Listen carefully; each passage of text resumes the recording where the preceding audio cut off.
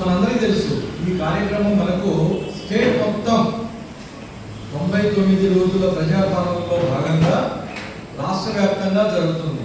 ఈ రోజు నుంచి శనివారం వరకు రైతు వారంగా ప్రభుత్వం నిర్ణయం తీసుకున్నాం. ప్రతిరోజు ఒక యాక్టివిటీ మనం తీసుకుంటున్నాం అన్నమాట. నిన్నటి వరకు ఒక కార్యక్రమం జరిగింది ఒక డిపార్ట్మెంట్ నుంచి. ఈ రోజు నుంచి మనకు రైతు వారోత్సవాలు అంటే 6 రోజుల ప్రోగ్రాం మనం ఈ రోజు నుంచి చేసుకుంటాం. ఒక ఇంపార్టెంట్ ముఖ్యమైన విషయాలు, ఒక 4-5 విషయాలు చర్చించడానికి ఈ కార్యక్రమం ఏర్పాటు చేయడం జరిగింది. ఎక్కువసేపు మిమ్మల్ని కూర్చోబెట్టి ఎక్కువ మాట్లాడి ఎక్కువ విషయాలు చెప్పి ఓటు పెట్టించే పరిస్థితి లేదండి. ఇది బుల్లెట్ పాయింట్స్ అంటే ఎట్లా మనం ఏం చేస్తున్నామో, ఏం చేయకూడదు, ఏం చేయాలి అనేటటువంటి కొన్ని ఇంపార్టెంట్ విషయాలు మాట్లాడడానికి ఈ కార్యక్రమం ఏర్పాటు చేయడం జరిగింది. సో ఏవో గారు వారి అనుభవంలో ఒక 4 విషయాలు చెప్పారు. సో ఇక్కడ మనం తెలుసుకోవాల్సింది ఏంటంటే ఇక్కడ ఉన్న అందరం కూడా రైతు కాకుండా ఎవరైనా ఉన్నామా? రైతులే కదా అందరూ. ఒకసారి చేతులు చెప్తారా? రైతులేనా? అందరూ రైతులే కదా. మేము కూడా రైతులమే.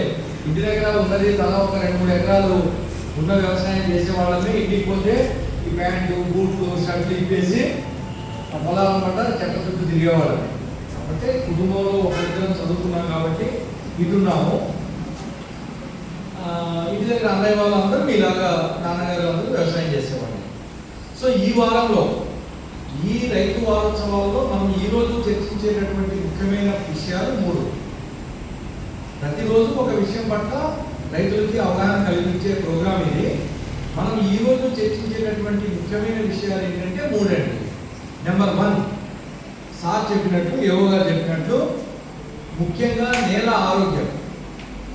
నేల లేకుండా మనం ఎక్కడైనా పంట పండిస్తామా? భూమి మీద పంట పండించేదండి. కొన్ని దేశాల్లో భూమి లేకుండా కూడా పండిస్తున్నారు. చైనా, జపాన్, కొన్ని దేశాల్లో అక్కడ ఇంకా ప్రొడక్టివిటీ ఇంకా ఎక్కువ కావాలి. అక్కడ ఉన్న జనాభాకి ఇంకా ఆహార ధాన్యాలు ఎక్కువ కావాలి. కాబట్టి భూమి లేకుండా కూడా వాళ్ళు మధ్యస్థంగా అంటే పైపులు అవి పెట్టి అక్కడ ఒక మీడియా లాగా తయారు చేసుకొని అక్కడ కూడా పంటలు పండిస్తున్నారు.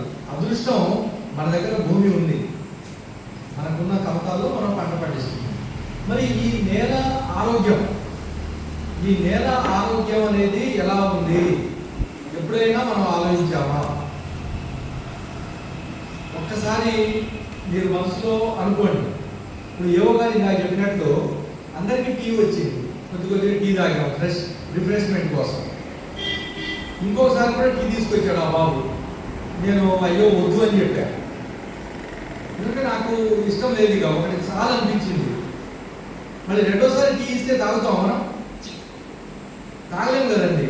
అలానే భూతల్లి కూడా, మన నేల తల్లి కూడా ఒక్కసారి తనకి ఏదైతే కావాల్సింది మనం ఇచ్చేస్తున్నామో రెండోసారి కూడా ఇవ్వకపోతే పాపం చెప్పడానికి భూతల్లికి నోరు లేదు.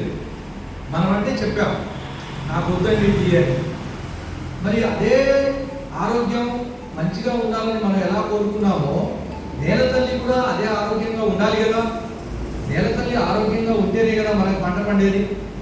ఒక్కసారి మనం ఒక్క నిమిషం ఆలోచిద్దాం నేల తల్లి గురించి. అందుకనే ఈ 6 రోజుల ప్రోగ్రాంలో మొట్టమొదటి రోజు మనకు నేల ఆరోగ్యం గురించి టాపిక్ పెట్టారు.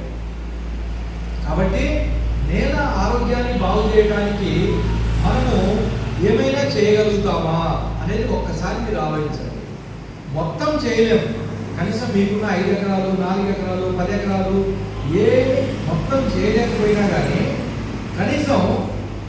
కనీసం మనము తినే ఆహార ధాన్యాలు, మనం తినే ఒక పుట్టెడు వడ్లు, మనం తినే ఒక 2 కడవలు అంటే ఒక 20 కిలోలు జొన్నలు, లేకపోతే కూరగాయలు, కనీసం పెసలు, మినుములు, ఈ మందం పండించడానికి మనకున్న విస్తీర్ణంలో 1 ఎకరం నేల తల్లి ఆరోగ్యాన్ని కాపాడడానికి మనం ఏమైనా చేయగలుగుతామా అని ఒక్కసారి దయచేసి ఆలోచించండి. ఎందుకు ఈ విషయం నేను ఇంత గట్టిగా చెప్తున్నానంటే ఒక్కసారి అందరూ కూడా చెప్పండి. ఇప్పుడు మనం అందరం ఆరోగ్యంగా ఉన్నామా? ఏమో ఒకళ్ళిద్దరు ఉండొచ్చేమో, నాకు నాకు ఆ డౌటే. నేనైతే ఆరోగ్యంగా లేను. నేను లేనండి. మీరందరూ ఆరోగ్యంగా ఉన్నారా? ఆరోగ్యంగా ఉన్న వాళ్ళు ఒక్కసారి చేతులు లేపండి. అదే నేను అంటున్నా. అంటే నేనైతే ఆరోగ్యంగా లేను. ఎందుకంటే నేను నా పొలంలో పండేటటువంటి ఆహారం తినట్లే. దాదాపు 30 సంవత్సరాలు అయిపోయింది. ఎక్కడో పొలం దగ్గర పండుతుంది, అక్కడ అన్నయ్య అమ్మేస్తున్నాడు, నేను మళ్ళీ అదే సూపర్ మార్కెట్లో పోయి కొనుక్కుంటున్నా. అది ఏ రైతు పండించారో తెలియదు. నేను కొన్న జొన్న ఎవరు పండించారో నాకు తెలియదు. నేను కొన్న టమాటాలు ఎక్కడ పండుతున్నాయో నాకు తెలియదు. కానీ కవర్ నిండా తీసుకొచ్చి ఇంట్లో టీచర్ గారికి ఇస్తే టీచర్ గారు చక్కగా ఏదో వండి పెడుతున్నారు, నేను తింటున్నా.